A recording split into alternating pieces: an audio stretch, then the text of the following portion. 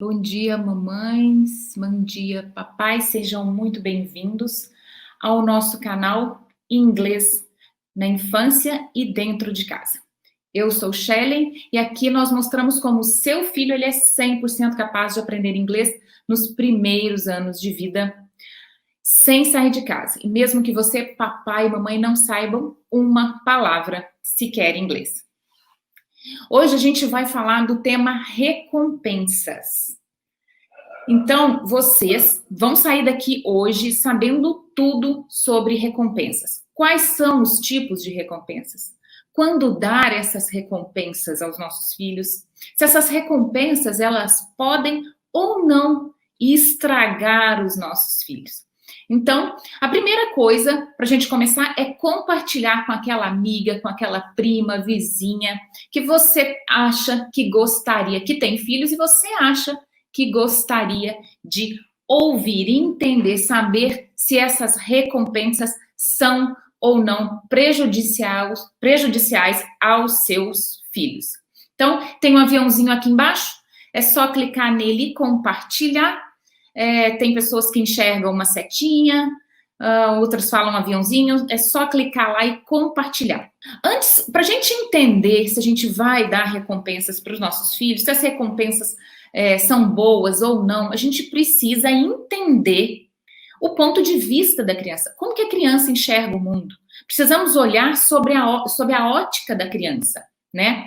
Então, a gente precisa, sim, entender que a criança, ela tem dificuldade de enxergar o impacto das ações dela ao longo prazo.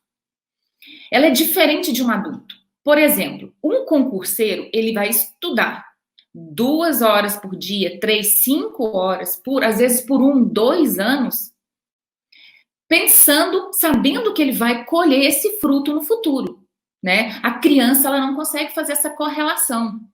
Tudo tem que ser muito próximo para ela. Um concurseiro estuda 2 anos, plantando uma sementinha hoje para colher esse fruto daqui 2 anos, 3 anos. Ele planta hoje para colher daqui 2, 3 anos. A criança não, ela não consegue fazer essa conexão.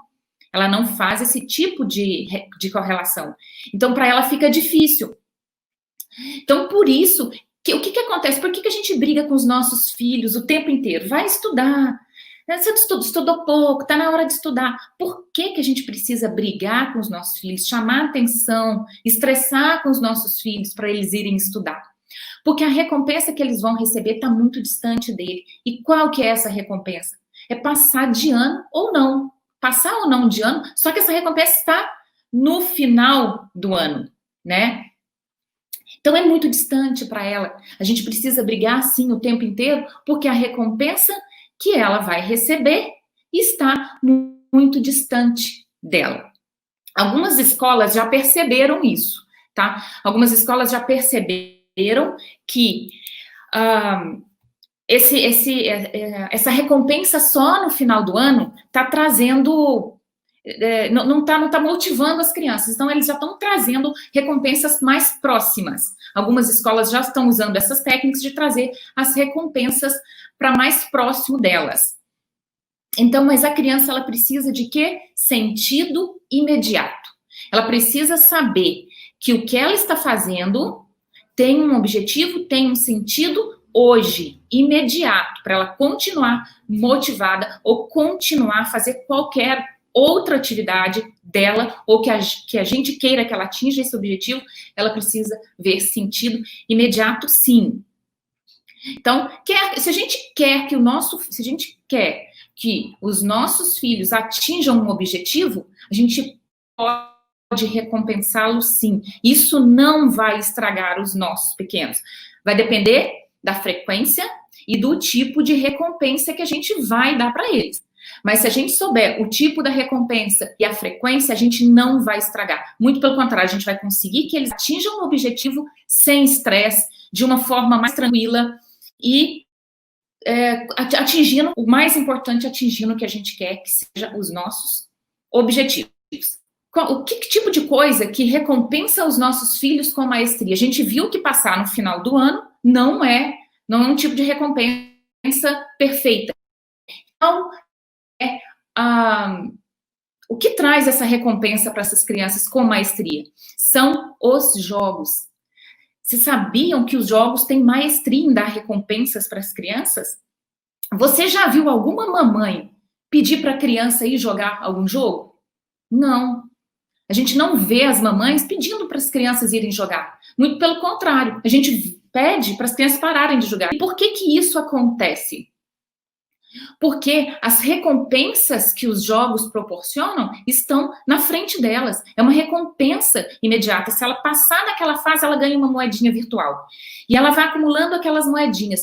No final de uma fase, quando ela passa, ela pega aquelas moedinhas e troca por um acessório, troca por alguma coisa que vai fazer ela mudar de nível, que vai levar ela para o próximo nível. Então, a gente precisa entender o que essas recompensas causam no cérebro da criança, por que elas entram tanto em êxtase para ir lá jogar e conseguir as recompensas. Toda vez que a criança ela muda de fase, ela consegue moedinhas, o que acontece no cérebro dela? O cérebro produz uma substância chamada dopamina. É uma substância que faz a gente se sentir bem. Então, quanto mais ela joga, mais o seu cérebro, ela passa de fase, mais o seu cérebro produz dopamina, mais ela se sente bem, mais ela quer continuar jogando. E olha, eu não estou falando só de jogos virtuais, não. Eu estou falando dos jogos físicos também. Aqueles jogos de tabuleiros. Só que os jogos físicos, eles têm menos intensidade, é tudo menos intenso nele. Por exemplo, os jogos virtuais possuem explosões, você tem estímulos visuais, estímulos auditivos, som, barulho, imagem, a tela brilhando, é barulho, pum!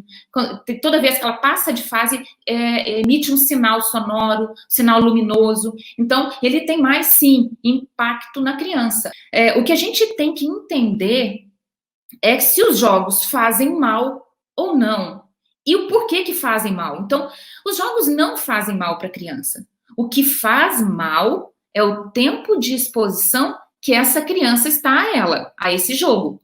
O tempo de exposição é o que é o fator determinante. Então, os jogos não fazem mal, o que faz mal é o tempo de exposição. Com certeza vocês já ouviram esse ditado. A diferença entre o remédio e o veneno está somente na dose. Então, mas voltando ao tema das nossas recompensas, nós devemos dar ou não recompensas aos nossos filhos? Nós devemos sim dar recompensas aos nossos filhos, mas não precisam e não devem ser recompensas materiais, do tipo brinquedo novo, carrinho novo, bola nova, nada que precisa ser adquirido financeiramente, tá? Nós devemos dar recompensas afetivas. Eu vou mostrar que a gente precisa entrar com as recompensas em dois momentos, a afetiva e a material. A gente pode trabalhar com as duas e deve sim trabalhar com as duas. E eu vou mostrar qual o momento da gente trabalhar com as duas. Bom, recompensas. Quais são os tipos de recompensa? Gente, existe uma recompensa que tem um poder incrível e que a gente usa muito pouco, que é a recompensa de abraçar e beijar os nossos filhos. A gente subestima essa recompensa. A gente acha que é tão pouco, mas se a gente soubesse a consequência no cérebro que um beijo, um abraço, a consequência que ela emite no cérebro, na evolução, no desenvolvimento da criança é imenso. Eu vou mostrar para vocês o que acontece quando uma mamãe beija um filho. Então, essa é uma recompensa que a gente deve usar, sim, muito, à vontade. Ela não vai prejudicar nosso filho em nada. O MIT, que é um instituto de tecnologia de Massachusetts, nos Estados Unidos, os pesquisadores fizeram o quê? Eles fizeram a ressonância magnética do cérebro da criança e da mamãe. No momento em que a mãe beija essa criança, o filho dela, eles fizeram a ressonância magnética. E nesse momento, eles observaram que ocorreu uma explosão de ocitocina, que é conhecido como o hormônio do amor. Houve uma explosão de ocitocina, que é o hormônio do amor. Eles descobriram também que ocorreu a liberação da dopamina. Você lembra que eu falei ali atrás que a dopamina, ela ela é o hormônio do bem-estar, que os jogos causam esse bem-estar, essa dopamina, liberação da dopamina, que quanto mais ela joga, mais ela se sente bem, mais ela quer jogar. Também, eles descobriram que houve a liberação da serotonina, que é o hormônio do prazer. Esse hormônio, a serotonina, ajuda a mamãe a controlar o humor da criança. Shellen, em relação a recompensas materiais, quando que eu posso usar uma recompensa material? Você falou que então que a recompensa afetiva eu posso usar à vontade. Pode usar à vontade. E a material, eu posso usar à vontade? A recompensa material, ela deve acontecer também, mas elas não são tão frequentes quanto a recompensa afetiva, né? E quando que você vai usar? Quais seriam esses momentos especiais? Quando exige um esforço maior dos nossos filhos. Exemplo, a criança ir guardar o brinquedinho dela, ela brincou, guardar o brinquedo na caixinha de brinquedos, organizar o quarto, ela vai fazer isso imediatamente. Então, ela tem uma recompensa afetiva, pode acontecer ali, porque é uma recompensa imediata. Mas tem coisas que a criança precisa de um esforço maior, precisa de um maior tempo de dedicação. Exige dela maior tempo de dedicação. Quando isso acontecer, a gente entra com as recompensas materiais. Quando exigir da criança um esforço maior, que exige tempo, exige linha do tempo. Então, se a criança consegue agir agora, recompensa afetiva. Não, a criança vai conseguir atingir o objetivo dela daqui 2, 3 meses. Não, então vamos trabalhar com recompensa material. Então, eu vou encerrar a live. Bye, bye.